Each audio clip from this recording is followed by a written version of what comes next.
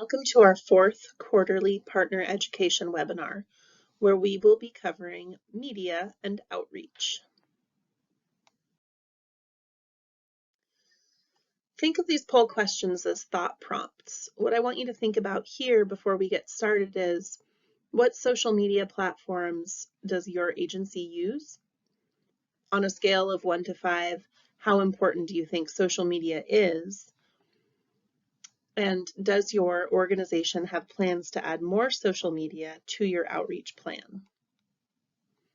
So think on those and we'll dive in.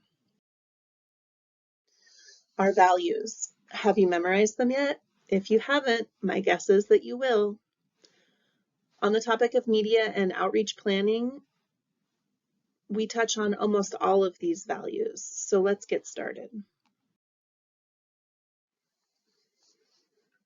Here's just an overview of what our agenda for this webinar will look like.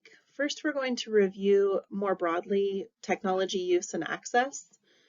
We'll look at various social media platforms, how do our partners use the tools, how to make it work for you, and then at the end we'll have a group discussion.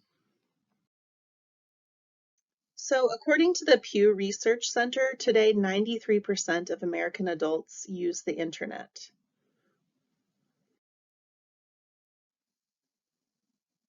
And then this concept of smartphone dependent is pretty interesting. And who is smartphone dependent?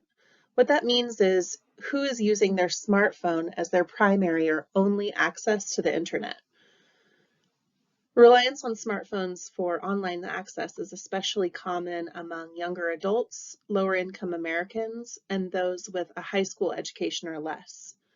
Though most Americans own cell phones, there's a greater variation of smartphone ownership based on age, household income, and educational attainment. And what this is telling us is a large majority of folks we are trying to serve own smartphones. So maybe we should consider investing in a little more time figuring out how to engage with them on their devices. What is social media? Well, social media is considered websites and applications that enable users to create and share content or participate in social networking. And that's what we're going to talk about today. This is just a visualization of, what encompasses social media. So obviously it's social, it's friends, it's forums, it's networking, it's business, it's pleasure. A lot of people rely on social media as one of their primary outlets. So we know folks are on social media a lot. How do we leverage it for our use and reaching clients? Researchers tell us that over the last 2 years, Facebook and YouTube are holding steady while Instagram and TikTok have seen some growth. Let's look at some ways that our network partners have used various social media platforms to engage with their community. And one more thing, how often do social media users view sites? This is pretty incredible, and it definitely makes me question my time spent on social media networks. But what we're looking at here is that many people go on their preferred social media outlet multiple times a day.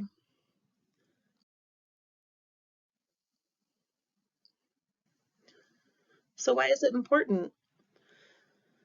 Well, we're connecting with people we might not be reaching. That's really what's interesting to me about using social media as a form of outreach.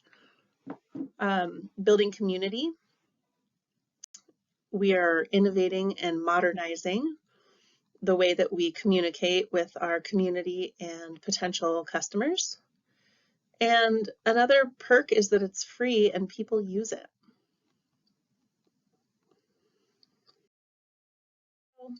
Let's look at one of our network partners, the Groton Food Providers. Justman Stone at the Groton Food Providers runs a closed community Facebook page with member approval. So what that means is people ask to join and then she approves them. So she's created this community where members can communicate with one another and share things like what's for supper. So I clipped a few photos, and these are photos of customers who have prepared food with pantry or food bank food and are showing folks what they made for dinner. This is a way to, again, build community, trust, and have a warm and welcoming environment. What Jess told me was that some of the strong parts to leveraging Facebook for her is that someone will see it on Facebook and word of mouth is really strong. So someone will see that this is a positive activity, a trusted kind of community resource, and a very hospitable environment, and word gets around. So that's a benefit. One of the more challenging parts of hosting this kind of platform is that she's not always able to get in right away and make sure that everyone is minding their manners. So she's learned to facilitate the forum a little bit better as time has passed.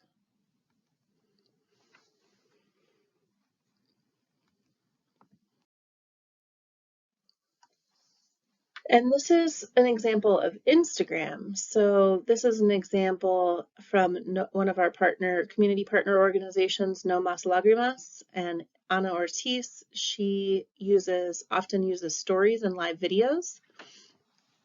This is a screenshot of a live video of one of her volunteers juggling at their outdoor distribution over the summer.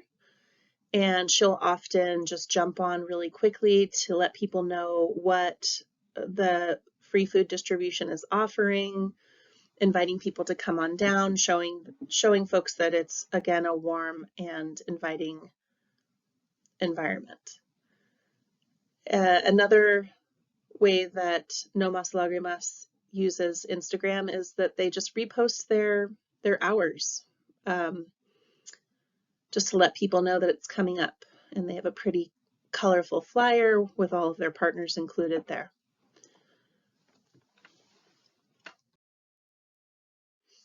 Twitter is another example of a social media platform. This is an example of the Food Bank of the Southern Tiers Twitter account, where we are advocating for Meals for All in New York. I'm sure you'll hear more about that. But Twitter can also be a great way to engage with the community, ask for, it's short and quick posts, and you can leverage it how you'd like. Recommendations and best practices. You're going to want to vary your posts. No one wants to see the same old post. Try to do a volunteer or staff spotlight, highlighting a product that you may have in stock, maybe going along with a recipe. Engage with local, state, and federal advocacy. And occasionally you can post a call for volunteers. You can also consider reposting other local organizations' content that's relevant to your customers. And be sure to look at what other organizations are using in their social media platforms for inspiration or best practices. So researchers have identified 3 key communicative functions in a post sent by the 100 largest nonprofit organizations in the United States. And those 3 key functions are information, so communicating information, building community, or a call to action. So those are kind of 3 ways that you can think about approaching what your content will look like. Again, you'll want to tag other community organizations, school districts that are relevant, perhaps even local news media and elected officials when that applies. Make sure to use hashtags. We'll get into that a little bit later, but some hashtags that you might want to consider are what's for dinner, diapers if you distribute them, community, good food, the community that you're in, or the county that you're in, rather.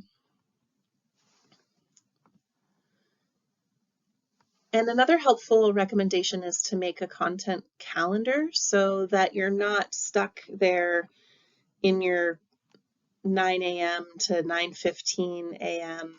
calendar saying you need to create a post. You've kind of got that planned out in advance. So maybe Thursdays are throwback Thursdays when you did something cool last quarter. Fridays can be something that's more fun and jovial. Mondays can be what you just got from the food bank if that's your delivery day. So things like that to make it more planful and less stressful when you're in the moment. And then you want to ask folks to follow your page. That's really important. If you have customers in the pantry or at your meal site, let them know that you have a page. Invite other community organizations that you partner with or that you respect to follow your page, and then you can reshare their posts and vice versa.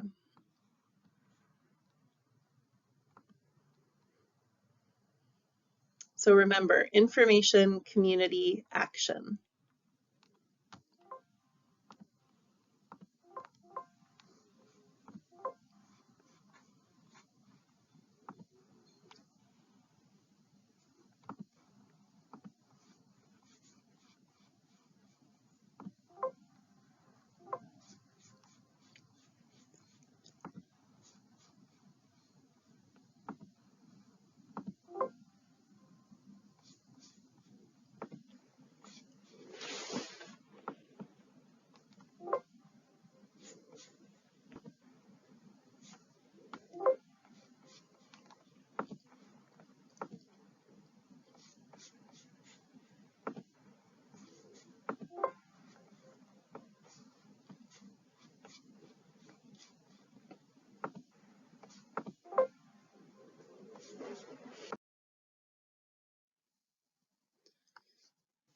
The power of the hashtags.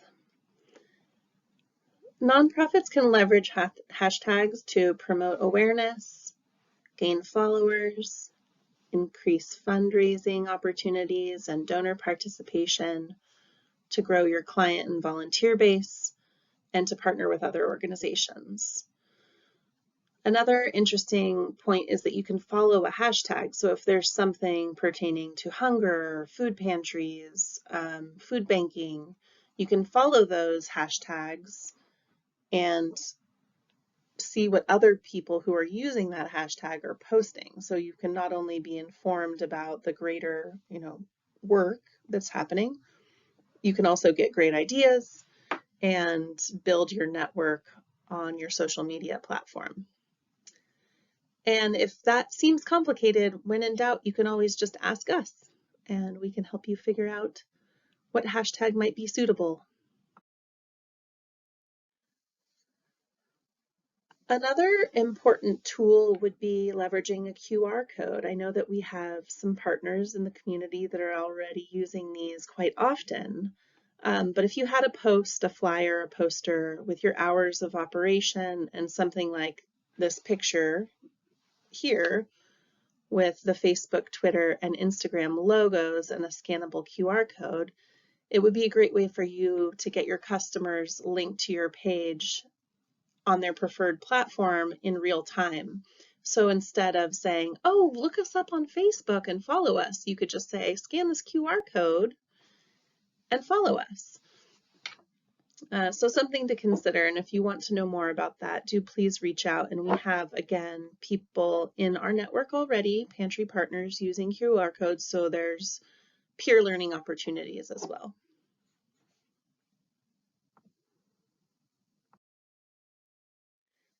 So again, something to think about. Has your interest peaked here on this topic? Would you like help creating accounts?